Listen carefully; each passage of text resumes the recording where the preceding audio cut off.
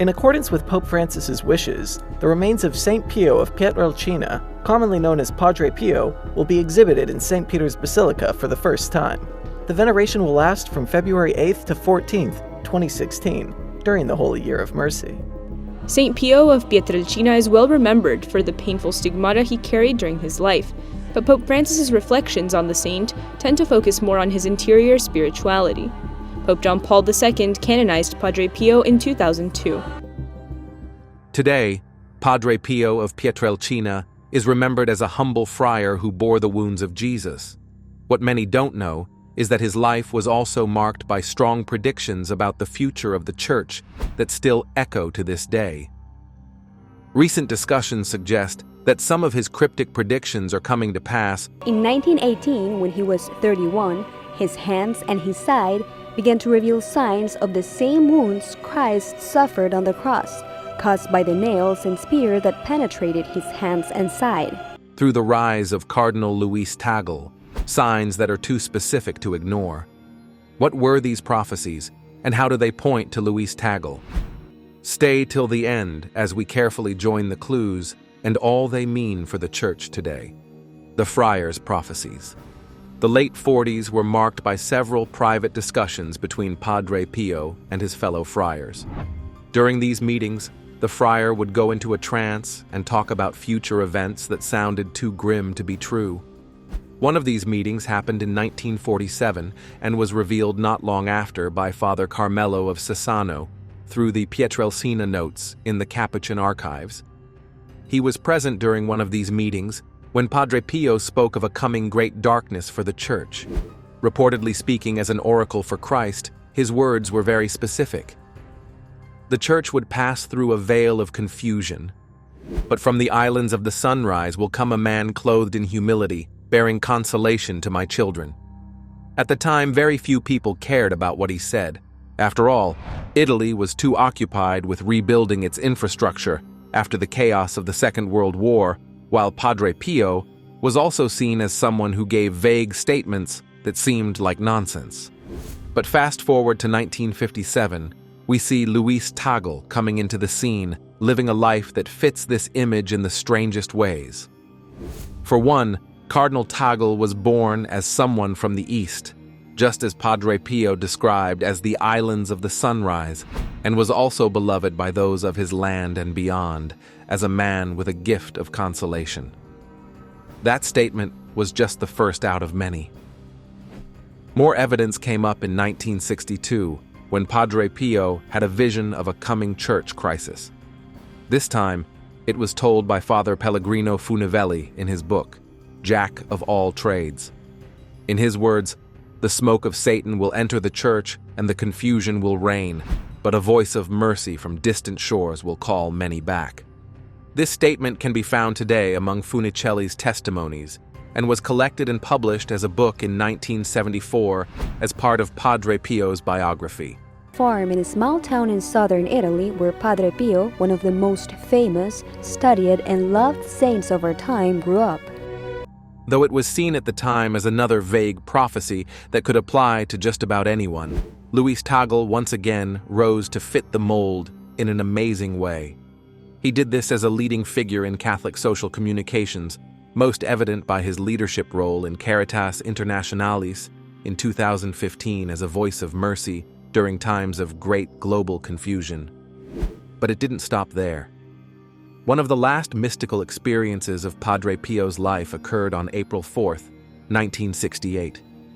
This happened during a talk with Father Gabriel Amorth before he became the Vatican's chief exorcist. It is perhaps the biggest prophecy that relates to the state of things today. So what did he say this time that was so different from his other prophecies? According to Father Armuth's unpublished journals cited in 2001 with 30 Giorni magazine, it was about the future of the papacy. In his words, "The keys of Peter will be threatened, but a small man from islands far away will carry them on his heart when the bearer grows weary." If you've been keeping up with the latest news from the Vatican, then you've probably figured this out by now. Not long after Pope Francis underwent a painful gallbladder surgery while struggling with other health issues in 2019, Luis Tagle was moved from Archbishop of Manila to Prefect of the Congregation for the Evangelization of Peoples. A brief glance at church history shows how very comparable this is to the roles held by future popes, and there is no indication that Luis Tagle might be the exception. Many Vatican watchers today believe that Luis Tagle would become the first Asian pope in centuries.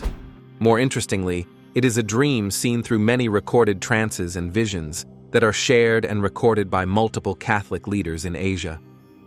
But this is where it gets interesting. In a now published conversation with his spiritual daughter in 1965, Padre Pio told Cleonice Morcaldi not to be afraid of the coming storms if they happen to arise during her time. For in his words, a gentle voice will rise from places no one expects, and the Church will once again find comfort. This statement is found in the third volume of Cleonice Morcaldi's letters on March 23rd of that year, and the direct fulfillment was reportedly seen during Luis Tagle's 2012 Synod speech in Rome. You see, 2012 was perhaps the start of one of the Church's most scandalous years in operation. The scandal brewing at the Vatican involving the Pope's own butler, the man who serves the Pope dinner and holds his umbrella, was formally charged today with leaking secret documents, confidential letters. From reports of millions leaving the Church due to inappropriate conduct to the unveiling of alleged bad spending habits within the Vatican, Church leaders were seen as the worst examples of models to look up to. They were perceived as people who talked so much while doing so little, and for this reason, the influence of the Church was declining rapidly in the West. The turning point, however, was when Luis Tagle gave his synod speech in Rome that year, a moment that somehow turned the tide, albeit for a short while. For many young Catholics who heard his speech and were struggling with the recent scandals, his words were like a breath of fresh air. It wasn't fake, but loving and genuine. Many Vatican insiders reported that Luis Tagle's speech could be classified as a miracle.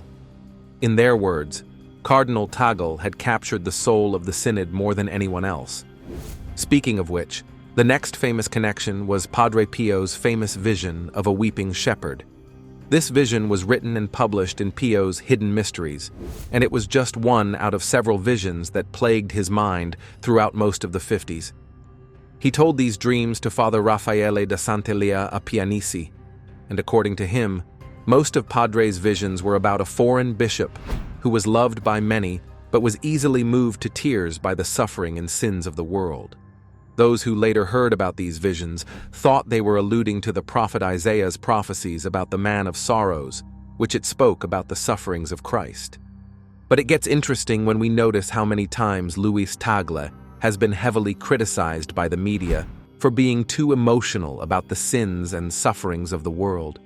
His visible sorrows during common events like remembering the death of Christ during Masses, teaching about the inevitability of suffering during homilies, and addressing natural disasters during his public speeches.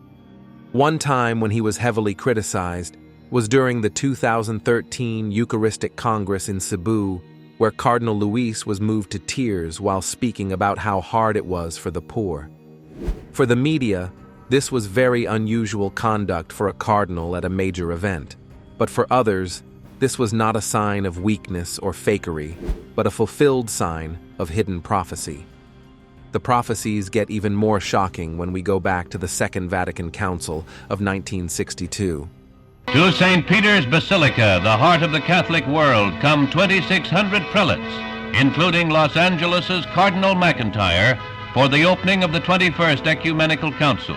Even though he wasn't a council father, Padre Pio told many visitors at San Giovanni Rotondo about a coming renewal. Of course, this wasn't the first time he spoke about a revival, so it didn't stand out as a huge event. But in his words, the renewal will not come from Rome, but from the little ones, from the lands they call Third World today. This was written as part of the testimony of Dr. Giorgio Festa, and was later collected in Padre Pio's biography, published 1 year after he died in 1968. Interestingly enough, on a large scale, we see that the global church is shifting towards Asia and Africa, and it is also reportedly happening within Protestant camps as well. For one, the Philippines, where Cardinal Tagle comes from, is one of the largest Catholic countries in the world. Africa has seen explosive growth, with 2 million Catholics in 1900 and over 250 million as of December 2024. The African Catholic Church is growing so fast that leading analysts predict it will surpass Europe in total population by 2035. But as exciting as that is, it leads us to a more chilling event that happened just weeks before Padre Pio's death. It was a conversation between Father Alessio Parente and Padre Pio. The friar at this time was struggling with various health problems and could tell that his end was near. He was talking with Father Alessio about the future of his spiritual children when he went into another trance and said a lot of wonderful things. In his words, "I will be closer to you after death. Watch the east for the dawn after the darkness." Another vague but oddly specific reference to where Luis Tagle comes from. Though this felt a bit far-fetched, some scholars believe this was the voice of the Virgin Mary speaking through the dying prophet about a leader from the east. They point this out because of Luis Tagle's fascination and strong ties with Marian piety. Others argue that none of these statements from over 60 years ago mention Cardinal Tagle by name and therefore have no ties to him. And interestingly enough, they are correct. However, the clues are way too specific to ignore and look more like a believable tale of destiny than mere fantasy. These are just a few clues recently dug up by researchers trying to determine who the College of Cardinals would vote for based on recent events that fulfill the predictions of sacred texts found in the Vatican archives. While some are led to think his rise to becoming the voice of Pope Francis and his correlation with old predictions is all made up, his journey to this moment was marked by countless struggles and striving. But in light of these predictions, there is still one final hurdle that has to be dealt with: the rival prophecies. While many argue that Cardinal Luis Tagle's life traces back to Pio's prophecies, the truth is there are a few contenders through history that have come very close to fulfilling these prophecies just as accurately. One example was a Polish priest named Karol Wojtyla, the man who would later become Pope John Paul II. Do you remember the first prophecy mentioned at the start of this video that goes back to 1947? What people don't know is that many rising church leaders in the Catholic were seen as possible fulfillments of this. Some of them were global leaders and politicians from way back who did amazing things while having very unusual ties to the Vatican. These stories that compete with proof from Luis Tagle's life are the foundation for what religious scholars call the rival prophecies. This, dear viewer, is where most prophecies get complicated. You see, the 1947 prophecy was not only recorded by Father Carmelo, but also by another priest living at that time. According to this anonymous writer whose recordings align with popular tradition, Karol Wojtyla visited Padre Pio in San Giovanni Rotondo for a long talk, and it was there where the friar gave his prophecy. But there was a twist. Padre Pio, this time, not only gave a vague prophecy, but also gave a precise interpretation of who and what the prediction was about. According to the sacred writing, Padre Pio told Father Karol that he would one day sit at the highest position in the church. John Paul I had been chosen on the first day of voting, but those who knew their papal history realized that that was an exception. Interestingly enough, this was dismissed as fake by some trusted sources close to John Paul II. One of those who called it out was his secretary, Stanislaw Dziwisz, who denied the story. But the rumor continued as the writing spread among various circles and quickly became popular. When Father Karol became pope in 1978, the writing became what many today would call a bestseller, as many supporters saw it as proof that Padre Pio's alleged prophecy was real and fulfilled. Another prophecy was the one we looked at earlier that was made just weeks before Padre Pio passed away in 1978. The prophecy was allegedly given by the Virgin Mary, who allegedly used Padre as an oracle. Some believe it is now fulfilled through Luis Tagle's public and profound respect for the Virgin Mary. But the description also aligns with Cardinal Francis Xavier Nguyen Van Thuan of Vietnam, a man whose profound respect for the Virgin Mary was heavily reflected in his famous writings on hope and forgiveness. In terms of virtue, history tells us that Cardinal Francis spent over 12 years in prison under the Vietnamese communist regime's over-embellished accusations. At least 9 of those years were spent in solitary confinement, but despite the wrongdoing, Cardinal Francis remained peaceful. To the hearing of those who mistreated him, he prayed for them, and his endurance was so captivating that it converted some of those running the prison. Though he never became pope, many religious historians believe he represents the spiritual depth and suffering Padre Pio described in his final conversations with Father Raffaele da Sant'Elia, a Pianesi, that were later published in Pio's Hidden Mysteries. And this leads us to our final prophetic contender in recent church history. Very much alive and well, Cardinal Robert Sarah is a Guinean church leader known for his long hours of prayer and leading a quiet life. His work has gotten the attention of Pope Benedict XVI and Francis. Many Catholics in very conservative camps believe he is the one foreseen by Padre Pio when he predicted that a coming leader was coming from a land far away. Even though there is no verified record of Padre Pio mentioning his name or anything related to Africa, apart from referring to the places as Third World, many online Catholic forums today pit him up as the one having the spirit of the late friar's final predictions. Cardinal Robert was the last person believed to be the living fulfillment of this prophecy before Luis Tagle became popular, and many still believe he is a potential candidate for the papacy for this reason alone. However, Luis Tagle stands out yet again when we consider those who more likely understood Padre Pio's statements, his spiritual children.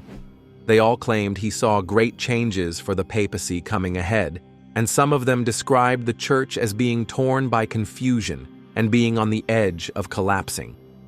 Father Falargino Funicelli wrote Pio's prediction, and in his words, "The church will bleed, but a shepherd from afar will come and console her."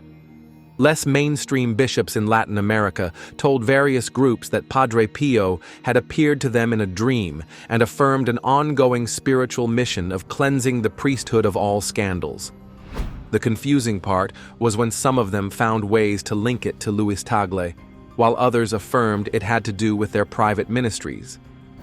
With all the recorded predictions covered, we will examine his past in more detail to unveil how these prophecies naturally played out. So without further ado, let's get to it. A life marked by prophecy. Born on June 21, 1957 in Manila, Philippines, Luis Tagle was born to the devout Catholic family of Manuel and Milagros Tagle. His father was of Tagalog descent, while his mother came from a mixed family of Chinese and Filipino. From a young age, Luis Tagle showed a strong personal interest in theology, going far beyond his devout background. And thanks to his zeal, he got the favors necessary to attain the Jesuit-run San Jose Seminary. Later on, he got his doctorate degree in sacred theology from the Catholic University of America, and his dissertation work was supported and approved by the famous theologian Joseph Komonchak. By late 1982, Luis Tagle was ordained as a priest and served in various ways within the Diocese of Imus as an associate pastor before becoming a seminary rector and theology professor. His brilliant writings and lectures soon got the attention of the Vatican, and by 1997, he was appointed to the International Theological Commission. By late 2001, he was recognized by Pope John Paul II and appointed as Bishop of Imus. His rise within the Church continued when Pope Benedict XVI chose him to be the 32nd Archbishop of Manila in 2011. He was installed in December of that year and received the pallium on June 29th.